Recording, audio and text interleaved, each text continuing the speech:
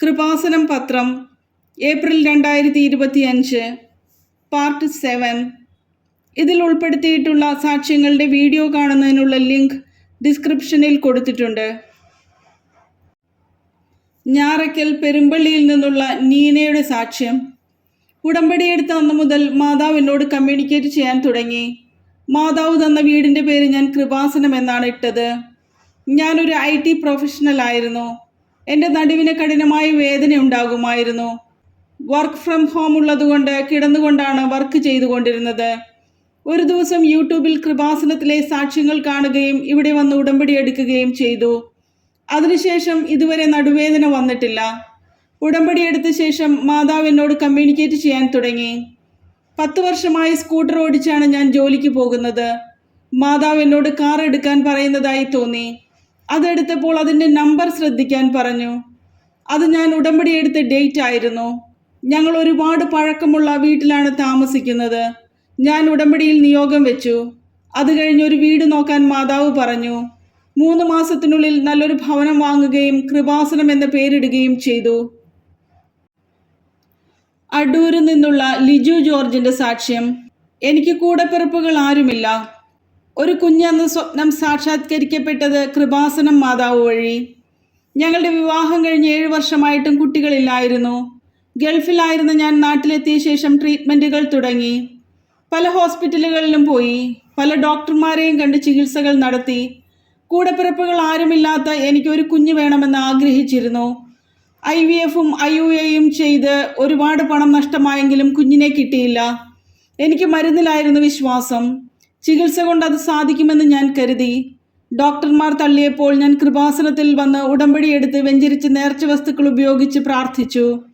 3-ാമത്തെ ആഴ്ചയിൽ ഭാര്യ പ്രഗ്നൻ്റായി. പല കോംപ്ലിക്കേഷൻസ് ഉണ്ടായെങ്കിലും പരിശുദ്ധ അമ്മയുടെ അനുഗ്രഹത്താൽ ആരോഗ്യമുള്ള ഒരു കുഞ്ഞിനെ നൽകി അനുഗ്രഹിച്ചു. ചെല്ലാനത്ത് നിന്നുള്ള ജോഫിയയുടെ സാക്ഷ്യം. ഉടമ്പടിയിലൂടെയും അനുദിന അനുഗ്രഹ പ്രാർത്ഥനയിലൂടെയും തോരാത്ത അനുഗ്രഹങ്ങളാണ് എനിക്ക് ലഭിച്ചത്. ഞാൻ വിദേശ ജോലിക്ക് വേണ്ടി അപ്ലൈ ചെയ്തിട്ടുണ്ടായിരുന്നു. പ്രോസസ്സിംഗ് സ്റ്റാർട്ട് ചെയ്തപ്പോൾ സെപ്റ്റംബർ മാസത്തിൽ പോകാൻ പറ്റുമെന്നാണ് പറഞ്ഞത്. എനിക്ക് ഇരട്ട കുട്ടികളായതുകൊണ്ട് അവരുടെ കൂടെ ഇരിക്കണമെന്ന് കരുതി ആ സമയം തന്നെ ഞാൻ ജോലി റിസൈൻ ചെയ്തു.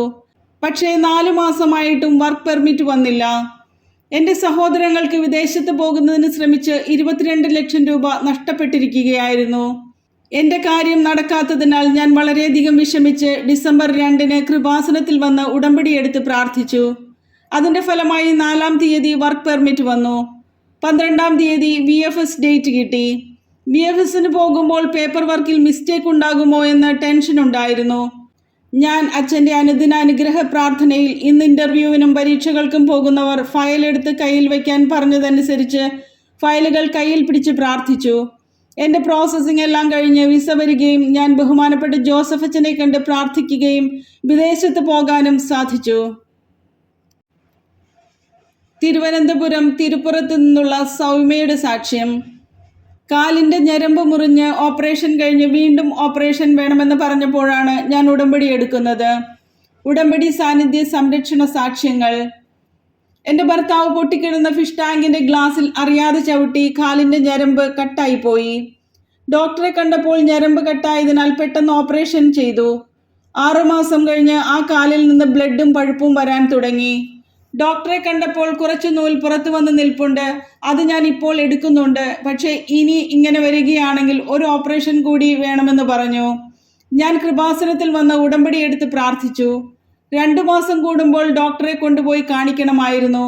2ാമത്തെ പുതുക്കലിന് ശേഷം ആ മുറിവ് പൂർണ്ണമായി കരിഞ്ഞു. കൂടാതെ 2ാമത്തെ നിലയിൽ നിന്ന് താഴെ വീണ എൻ്റെ സഹോദരന് കാലിനും കൈക്കും പൊട്ടലുണ്ടായിരുന്നു. പെട്ടെന്ന് ഓപ്പറേഷൻ ചെയ്തു. പക്ഷെ നട്ടലിന് വേദനയുണ്ടായിരുന്നു. ഞാൻ ഉടമ്പടി തൈലം എടുത്ത് എൻ്റെ നടുവിൽ പുരട്ടി പ്രാർത്ഥിച്ചതിൻ്റെ ഫലമായി സഹോദരന് സൗഖ്യം ലഭിച്ചു. ദുബായിൽ നിന്നുള്ള മജുവിൻ്റെ സാക്ഷ്യം. ഹെർണിയയുടെ ഓപ്പറേഷൻ കഴിഞ്ഞ് ഓരോ 6 മാസം കൂടുമ്പോഴും വേദന കുറയാതെ ആശുപത്രിയിൽ കയറിയിറങ്ങുന്ന അവസ്ഥ. ഉടമ്പടിയിൽ ഉടനടി സംഭവിച്ചത്. എനിക്ക് 2012-ൽ ഹെർണിയയുടെ സർജറി ചെയ്ത ശേഷം വേദന മാറാതായപ്പോൾ ഓരോ 6 മാസം കൂടുമ്പോഴും ഓരോ ഡോക്ടർമാരെ കാണുകയും അവർ പെയിൻ കില്ലർ തരികയും ചെയ്തു.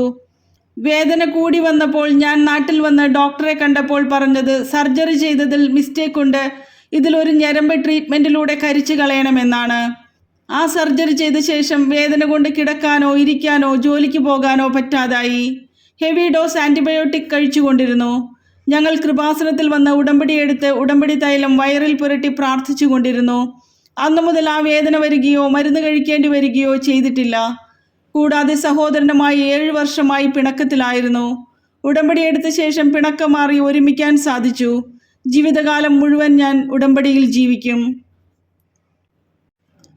മംഗലാപുരത്തു നിന്നുള്ള ലിജോയുടെ സാക്ഷ്യം. ഉടമ്പടിയെടുത്ത ഉടൻ തന്നെ 1 കൊല്ലമായി ജോലിയില്ലാതിരുന്ന എനിക്ക് ജോലി ലഭിച്ചു. എനിക്ക് 1 കൊല്ലമായി ജോലിയില്ലായിരുന്നു.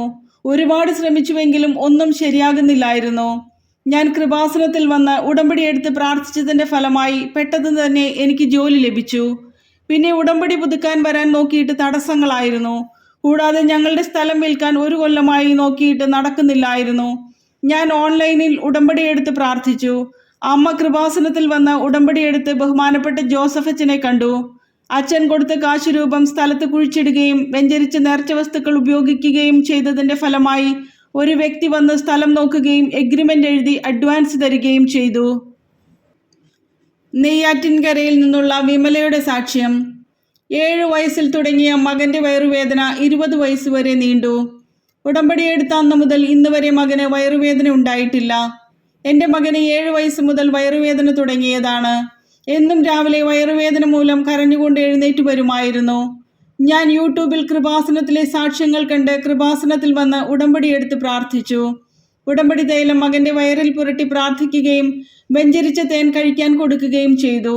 അതിനുശേഷം ഇന്ന് വരെ ആ വയറുവേദന ഉണ്ടായിട്ടില്ല. കൂടാതെ മകന് ഒരു ആക്സിഡൻറ്റിൽ ഹെഡ് ഇഞ്ചുറിയായി ഹോസ്പിറ്റലിൽ അഡ്മിറ്റായി. ഡോക്ടർ അവന് ഇൻറ്റേർണൽ ബ്ലീഡിംഗ് ഉണ്ടെന്നും ഓർമ്മ ഇപ്പോൾ ഇല്ലെന്നും പറഞ്ഞു. ഓർമ്മ തിരികെ കിട്ടാൻ 6 മാസമോ 1 വർഷമോ എടുക്കാം, ചിലപ്പോൾ ഓർമ്മ തിരികെ കിട്ടാതെയും ഇരിക്കാം എന്ന് പറഞ്ഞു. ഞാൻ ഉടമ്പടി തൈലം മകൻ്റെ നെറ്റിയിൽ കുരിശിട്ട് പ്രാർത്ഥിക്കുകയും കാശുരൂപം തലയിൽ വെച്ച് പ്രാർത്ഥിക്കുകയും ചെയ്തതിൻ്റെ ഫലമായി 1 മാസത്തിനുള്ളിൽ ഓർമ്മ തിരിച്ചു കിട്ടി. കർണാടക ചിക്കമംഗളൂരിൽ നിന്നുള്ള ഷൈല പിന്റുവിൻ്റെ സാക്ഷ്യം. കർണാടകയിൽ നിന്ന് ഒരു ഉടമ്പടി സാക്ഷ്യം. ഞാൻ കൃപാസനത്തിൽ വന്ന് ഉടമ്പടിയെടുത്ത് പോയ ശേഷം കടുത്ത പനി വരികയും ഡോക്ടറെ കണ്ടപ്പോൾ ഹൈ ഇൻഫെക്ഷൻ ഉണ്ടെന്നറിഞ്ഞു. CT സ്കാൻ ചെയ്തപ്പോൾ ചെസ്റ്റ് ക്യാൻസർ ആണെന്നും 80% വരെ ആയെന്നും അറിഞ്ഞു. 105 ഡിഗ്രി വരെ പനി വരികയും ജീവനും മരണത്തിനുമിടയിൽ മുന്നോട്ട് പോകുന്നതിനിടയിൽ ഉടമ്പടി നേർച്ച വസ്തുക്കൾ വിശ്വാസത്തോടെ ഉപയോഗിച്ചതിൻ്റെ ഫലമായി ചെസ്റ്റ് ഇൻഫെക്ഷനൊക്കെ സാവധാനം കുറഞ്ഞ് സൗഖ്യം ലഭിച്ചു.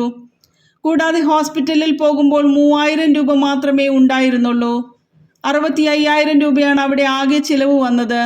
എന്ത് ചെയ്യണമെന്നറിയാതെ നിൽക്കുമ്പോൾ ഞാൻ കണ്ടിട്ട് പോലുമില്ലാത്ത ഒരു വ്യക്തി എനിക്ക് വേണ്ടി പണം ചിലവഴിക്കുകയും ഉടമ്പടി നേർച്ച വസ്തുക്കളിലൂടെ സൗഖ്യം ലഭിക്കുകയും ചെയ്തു.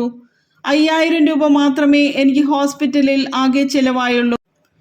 UK നിന്നുള്ള വീണ മരിയയുടെ സാക്ഷ്യം. ലൈറ്റ് എ ക്യാൻഡിൽ പ്രയറിലെ അത്ഭുത ദൈവിക ഇടപെടലാണ് എന്നെ തീർത്ഥാടക ഉടമ്പടിയിൽ എത്തിച്ചത്. എനിക്ക് 5 വർഷമായി ഉറങ്ങാൻ സാധിക്കുന്നില്ലായിരുന്നു. ഭയങ്കര ടെൻഷനായിരുന്നു. ലണ്ടനിലേക്ക് പോകുമ്പോഴും എനിക്ക് ഒട്ടും സന്തോഷമുണ്ടായിരുന്നില്ല. കുഞ്ഞുണ്ടായപ്പോൾ അതിൻ്റേതായ ഉറക്കക്കുറവ്, പിന്നെ ടെൻഷൻ മൂലമുണ്ടായ മറ്റസുഖങ്ങൾ. അതിൻ്റെ മരുന്നെല്ലാം എടുത്താണ് ലണ്ടനിലേക്ക് പോയത്. എല്ലാം കൂടി വിഷമത്തിലായപ്പോൾ ഞാൻ ലൈറ്റ് എ ക്യാൻഡിൽ പ്രയർ ചെയ്തു. അതിനുശേഷം എൻ്റെ ടെൻഷനൊക്കെ മാറി ഉറങ്ങാൻ സാധിച്ചു. പിന്നെ ഞാൻ കൃപാസനത്തിൽ വന്ന് ഉടമ്പടിയെടുത്തു. ഭർത്താവിന് ജോലി ശരിയാകുന്നതിന് വേണ്ടി നിയോഗം വെച്ചു. അത്ഭുതകരമായി ഭർത്താവിന് ജോലി ലഭിച്ചു. കാരുണ്യ പ്രവൃത്തികളും പ്രേക്ഷിത പ്രവൃത്തികളും ചെയ്യുകയും കുടുംബത്തിൽ എല്ലാവരും വളരെയധികം ആത്മീയമായി ഉയരാനും സാധിച്ചു.